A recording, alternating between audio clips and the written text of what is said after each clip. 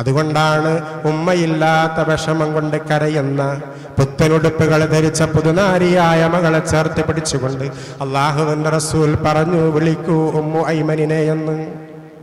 Umm ഐമനിനെ വിളിച്ചു കൊണ്ടുവരാൻ പറഞ്ഞു.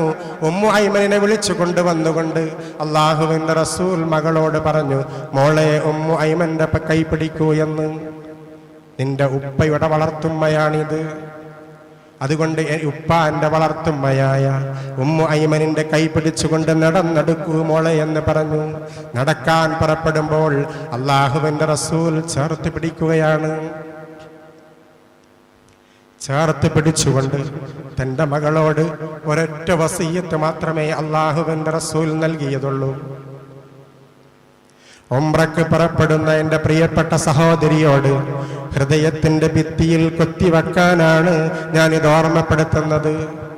മണവാളനരികിലേക്ക് ഉമ്മു ഐമന്റെ കൈ പിടിച്ചുകൊണ്ട് നടന്നെടുക്കുന്ന തൻ്റെ പ്രിയപ്പെട്ട മകളെ ചേർത്ത് പിടിച്ചുകൊണ്ട് അല്ലാഹുവിന്റെ റസൂൽ പറഞ്ഞു, ഫാത്തിമ, ഈ ഉപ്പാക്ക് ഒന്നേ ഒന്ന് മാത്രമേ നിന്നോട് പറയാനുള്ളൂ, നീ നിന്റെ ഭർത്താവിനെ അനുസരിക്കണം കേട്ടോ.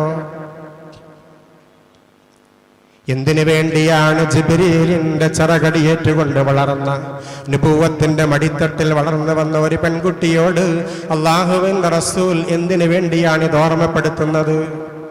ഫാത്തിമ ചിന്തിക്കാൻ പാടില്ല, ഞാൻ റസൂലുള്ളാഹിന്റെ മകളാണ്, ഞാൻ അല്ലാഹുവിന്റെ ഹബീബിന്റെ മകളല്ലേ. ഭർത്താവിന്റെ മുമ്പിലെത്തുമ്പോൾ ഒരിക്കലും അത് ചിന്തിക്കാൻ പാടില്ല.